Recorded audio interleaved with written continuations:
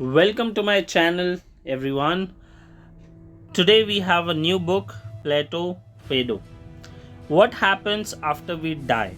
We have some questions, we'll be answering it in the book. Let's quickly go through the questions once. Why does Socrates say philosophers are not afraid to die? How does Socrates prove the soul never dies?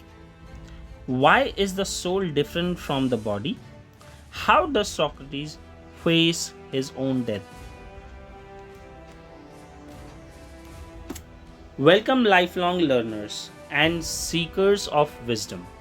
Imagine sitting in a quiet prison cell, listening to one of history's greatest thinkers calmly talk about life, death, and the soul, even as he faces his own final moments.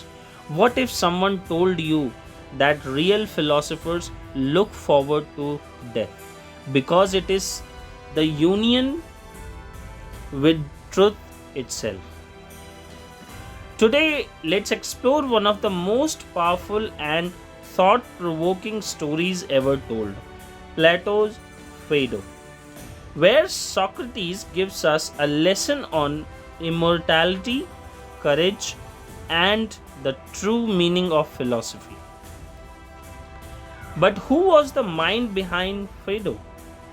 Let's get to know the legendary author.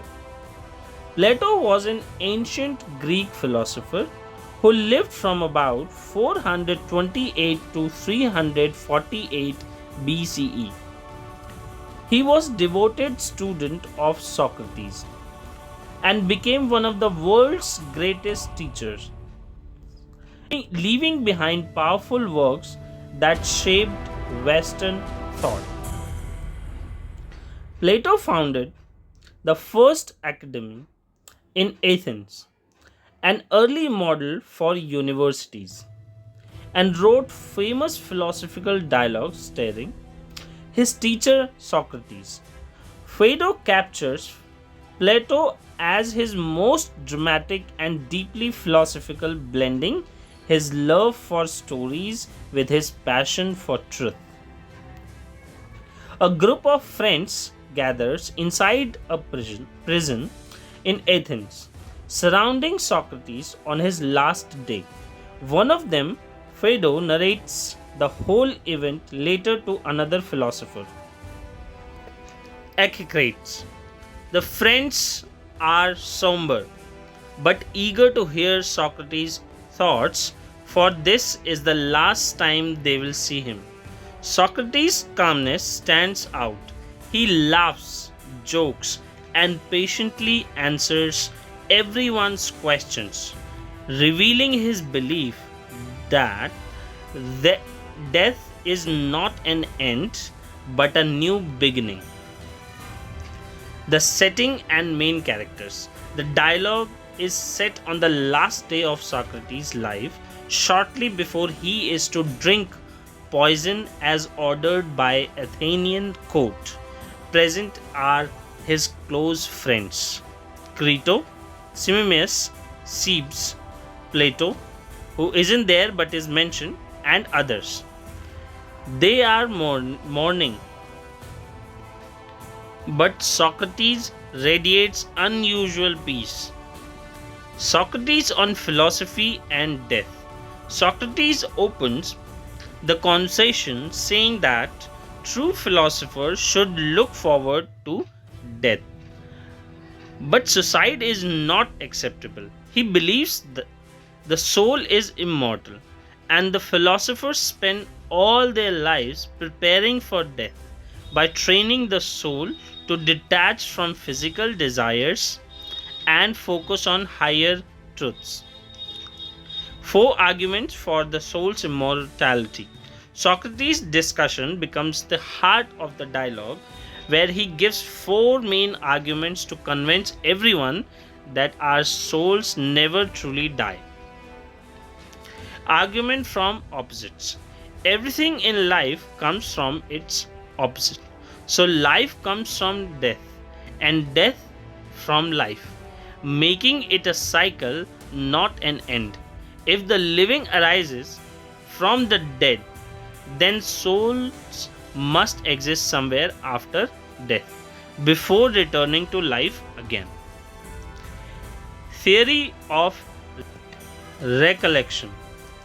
Socrates says that learning is really remembering. We have knowledge of things like perfect beauty or equality before we are born, suggesting our souls existed before life.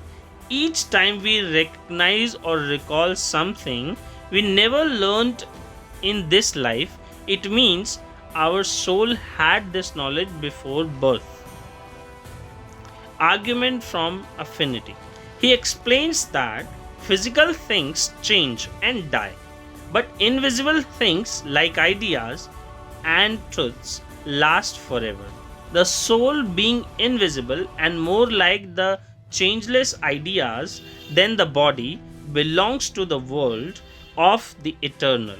It's more likely to survive death than our bodies. Final argument from form of life. Socrates uses Plato's theory of forms, perfect models of concepts that exist in higher reality.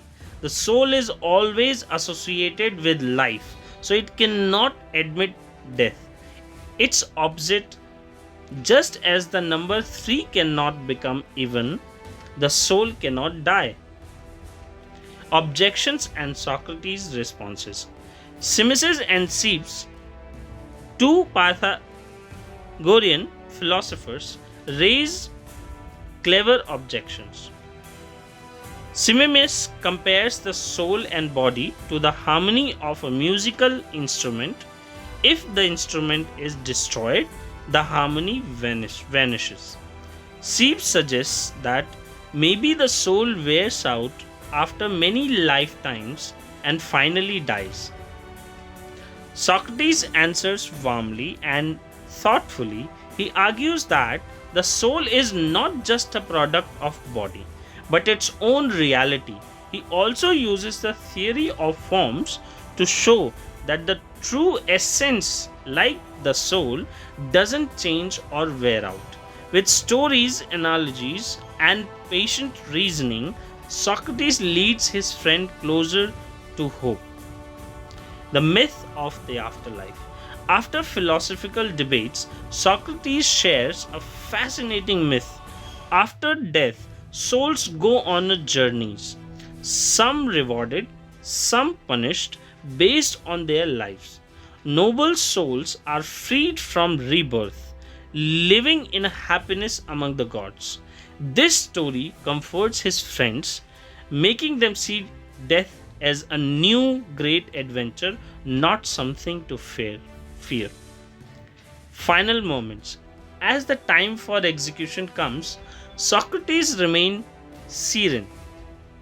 He gives touching goodbyes, drinks the hemlock poison, surrounded by his friends, and dies, leaving behind a sense of peace and hope. His courage touches everyone, and his lesson about the immortality of the soul lingers forever. Why study Phaedo? Phaedo is not just about ancient philosophy, it's about facing out fear, asking big questions, and finding bravery in tough times. It teaches us to look for what's important beyond the surface, to search for truth, goodness, and the meaning of life itself. Whether you are a student, a leader, a parent, or someone looking to build better habits, Socrates' journey inspires us to look beyond our limits and keep growing.